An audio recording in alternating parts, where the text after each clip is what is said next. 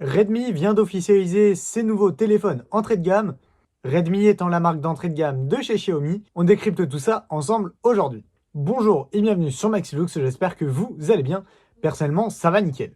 Si t'es ici, c'est que t'aimes la tech, donc abonne-toi, like la vidéo, et nous, on est parti avec le Xiaomi Redmi Note 13. Avec son écran de 6,67 pouces en AMOLED 120 Hz, on a un écran qui est assez grand. Pour le modèle 4G, on aura un Snapdragon 685 cadencé à 2,8 GHz. Et pour le modèle 5G, on aura un MediaTek Dimensity 6080 cadencé à 2,4 GHz. Le tout accompagné de 6 ou 12 Go de RAM selon la version de stockage que vous prenez. 128 ou 256 Go de stockage, extensible jusqu'à 1 Tera par carte SD. Une batterie de 5000 mAh avec une recharge rapide à 33 watts. En capteur photo, on aura un grand angle de 108 millions de pixels, un ultra grand angle de 8 millions de pixels, un capteur macro de 2 millions de pixels, ainsi que le capteur avant de 16 millions de pixels, avec un enregistrement vidéo bridé au 1080p à 30 images par seconde. Donc un téléphone compatible 4G et un téléphone compatible 4G et 5G, Wi-Fi 6, Bluetooth 5.2 ou 5.3 selon le modèle que vous choisissez, 5.2 pour la 4G et 5.3 pour le modèle 5G, et le NFC. En connectique, on a un USB-C 2.0 ainsi qu'une prise de jack 3,5 mm, ce qui est assez rare pour être souligné aujourd'hui. Pour les prix, le modèle 4G avec 6 Go de RAM, 128 Go de stockage est proposé à 199 €. Le modèle 8 Go de RAM, 256 Go de stockage est lui proposé à 249 €. Pour le modèle 5G, il est disponible uniquement en 8 Go de RAM, 256 Go de stockage pour un prix de 299 €. Comme vous pouvez le voir, le modèle de Xiaomi Redmi Note 13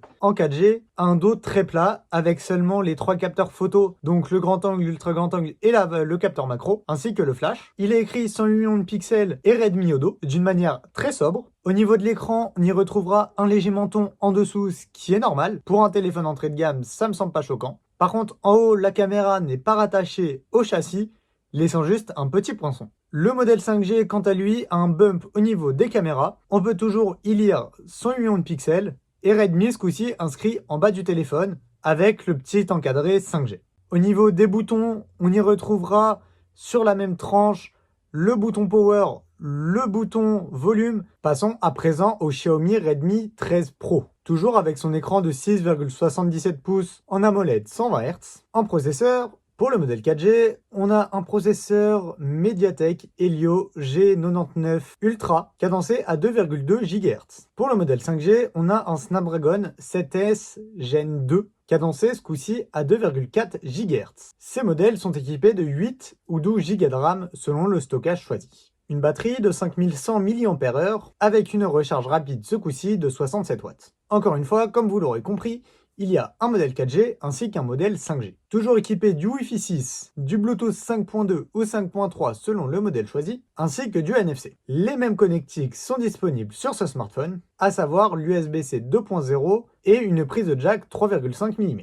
Bien sûr, ce téléphone est équipé d'Android 13 et de MIUI, donc l'interface de chez Xiaomi. Pour les prix, le smartphone 4G en 8 Go de RAM, 256 Go de stockage sera proposé à 349 €. Le modèle 12 Go de RAM, 512 Go de stockage est quant à lui proposé à 399 €. En 5G, le modèle 8 Go de RAM, 256 Go de stockage est proposé à 399 €. Il n'y a pas d'autres modèles disponibles en 5G. Je suis d'accord avec vous, c'est très dommage. Comme vous pouvez voir, ce Xiaomi Redmi Note 13 Pro a encore une fois pas de bump de caméra. Les caméras sont imposées directement sur le dos du smartphone, avec encore une fois la même configuration, les deux gros capteurs d'un côté et le capteur macro et le flash de l'autre. Sur le modèle 5G, on a effectivement un bump de caméra, avec toujours cette séparation des capteurs. Le grand angle et l'ultra grand angle d'un côté, le macro et le flash de l'autre. On va aussi s'attarder un peu plus sur l'écran, avec un moins gros menton, toujours ce poinçon pour la caméra, les boutons volume et power du même côté, et le tiroir à nano SIM de l'autre côté. Je n'ai pas de photos à vous montrer pour ça. Le plus haut de gamme, de l'entrée de gamme,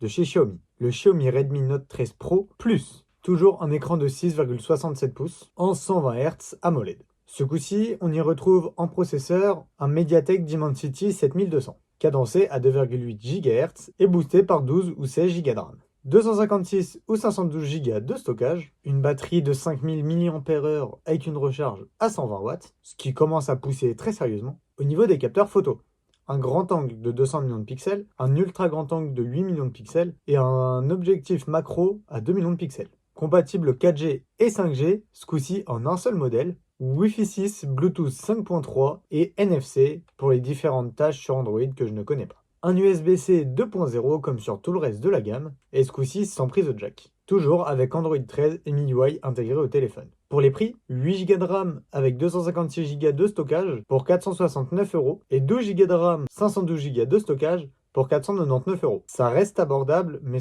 on commence à être dans une gamme milieu de gamme. Le dos de ce produit est plus texturé comme vous pouvez le voir. Il y a moins d'informations en un seul coin du téléphone. Donc on a toujours le grand angle et l'ultra grand angle l'un au-dessus de l'autre. Le macro à côté mais un peu plus centré. Et le flash c'est la grande barre que vous voyez de l'autre côté du dos. Redmi est inscrit très sobrement en dessous du flash comme sur le Redmi Note 13 en 4G. Et ce qui laisse toute la partie basse du dos libre, ce qui est très sobre, on est d'accord. L'écran, quant à lui, a des bordures courbées, ce qui est très pratique pour la prise en main, surtout si MIUI intègre des fonctionnalités avec cet écran courbé. On ne voit presque pas le menton qui est cependant un tout petit peu présent, et tout en haut de l'écran, nous voyons toujours ce poinçon caméra. Comme à l'habitude chez Xiaomi, les boutons Power et Volume sont du même côté. Et encore une fois, je n'ai pas de photo pour illustrer ça, mais le tiroir à nano SIM est de l'autre côté. En dessous, on y retrouvera le port USB-C. En conclusion, Xiaomi a encore une très grande voilure d'entrée de gamme. On commence par le Note 13 4G, qui aura vraiment des prix très attractifs, et sa variante en 5G qui aura pas les mêmes specs, car il faut un processeur qui supporte la 5G, et qui aura un prix tout autant attractif.